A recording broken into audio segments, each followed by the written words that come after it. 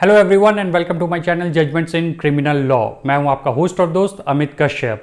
Friends, अगर defence का कोई व्यक्ति क्राइम कमिट करता है तो उसके ऊपर ट्रायल चलाने और पनिशमेंट दिलवाने के लिए हमारे डिफेंस में एक अलग से पूरी की पूरी व्यवस्था है, जिसे हम कोर्ट मार्शल के नाम से जानते हैं। लेकिन इस वीडियो में मैं आपको बताने जा रहा हूं कि अगर डिफेंस का कोई व्यक्ति अगर किसी सिविलियन के अगेंस्ट कोई क्राइम कमिट करता है और अगर यह क्राइम रेप या मर्डर जैसा क्राइम है, तो इस परिस्थिति में उस डिफेंस के व्यक्ति पर किस प्रकार से ट्रायल चलेगा।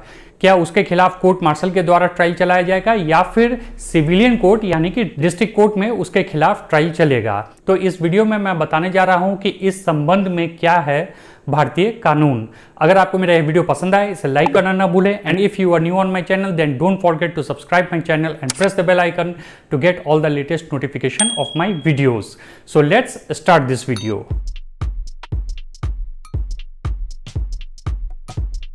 फ्रेंड्स, जब भी कोई डिफेंस का व्यक्ति कोई क्राइम कमिट करता है तो उसके खिलाफ कोर्ट मार्शल के द्वारा ट्रायल चलाया जाता है और दोष सिद्ध होने पर उसे पनिशमेंट भी दिया जाता है।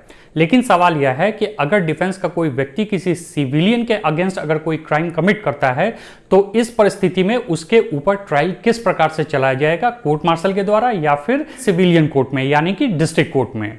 Friends, according to section 70 army act, कोई भी डिफेंस का व्यक्ति चाहे वह आर्मी से संबंध रखता हो या फिर नेवी से संबंध रखता हो या फिर एयरफोर्स से संबंध रखता हो, अगर वह किसी भी सिविलियन के अगेंस्ट कोई क्राइम कमिट करता है तो उसके खिलाफ कोर्ट मार्शल के द्वारा ही ट्रायल चलाया जाएगा, except if it is murder and rape. यानी कि एक डिफेंस के व्यक्ति ने अगर किसी सिविलियन के अगेंस्ट अगर मर्डर या रेप जैसा क्राइम कमिट किया है तो इस परिस्थिति में उसके ऊपर जो ट्रायल है वो सिविलियन कोर्ट में चलेगा यानी कि डिस्ट्रिक्ट कोर्ट में चलेगा। इन दोनों अपराधों के अलावा अगर डिफेंस के व्यक्ति ने किसी और तरह का कोई अपराध कमिट किया है तो फिर उसके खिलाफ डिफेंस में कोर्ट मार्शल के द्वारा ही उसके ऊपर ट्रायल चलाया जाएगा और सजा दी जाएगी।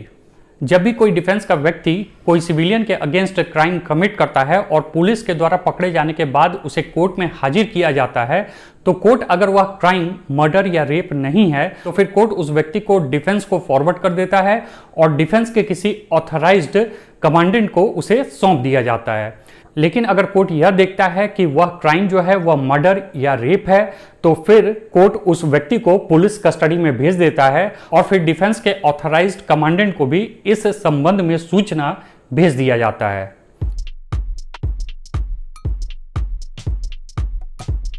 इस संबंध में 3 एक्सेप्शंस भी हैं जिसे हमें समझने की आवश्यकता है। अगर किसी ऑन ड्यूटी ऑफिसर के द्वारा रेप या मर्डर कमिट किया जाता है अगेंस्ट एनी सिविलियन तो फिर इस परिस्थिति में उसके ऊपर जो ट्रायल चलेगा वह कोर्ट मार्शल के द्वारा चलेगा, न कि सिविलियन कोर्ट में। इस परिस्थिति में अगर वह व्यक्ति कोर्ट के पास लाया जाता है तो फिर कोर्ट उस व्यक्ति के कस्टडी को डिफेंस को फॉरवर्ड कर देगा। इसके अलावा दूसरा एक्सेप्शन यह है कि अगर किसी भी डिफेंस के व्यक्ति के द्वारा आउटसाइड इंडिया कोई क्राइम कमिट किया जाता है, चाहे वह ऑन ड्यूटी हो या ऑफ ड्यूटी हो, तो फिर इस परिस्थिति में भी उस व्यक्ति पे जो ट्रायल चलेगा वह कोर्ट मार्शल के द्वारा चलेगा। अब तीसरा एक्सेप्शन यह कहता है कि अगर किसी भी फ्रंटियर पोस्ट पे, भारत के जितने भी फ्रंटियर पोस्ट हैं, अगर उस पोस्ट पे पोस्टेड अगर कोई भी ऑफिसर ऑन ड्यूटी या ऑफ ड्यूटी किसी भी सिविलियन के अगेंस्ट कोई क्राइम कमिट करता है और अगर वह क्राइम मर्डर और रेप भी है तो इस परिस्थिति में उसके खिलाफ कोर्ट मार्शल के द्वारा ही कार्रवाई की जाएगी। तो इसका निष्कर्ष यह हुआ कि अगर कोई भी डिफेंस का व्यक्ति मर्डर या रेप जैसा घृणित कार्य किसी भी सिविलियन के अगेंस्ट कमिट करता है और वह ऑफ ड्यूटी है तो इस परिस्थिति में उसके खिलाफ कोर्ट मार्शल नहीं बल्कि सिविलियन कोर्ट में ही ट्रायल चलेगा। सिविलियन कोर्ट से यहां मेरा तात्पर्य है डिस्ट्रिक्ट कोर्ट। तो आशा करता हूं मेरा यह वीडियो आपको पसंद आया होगा। Thanks for watching.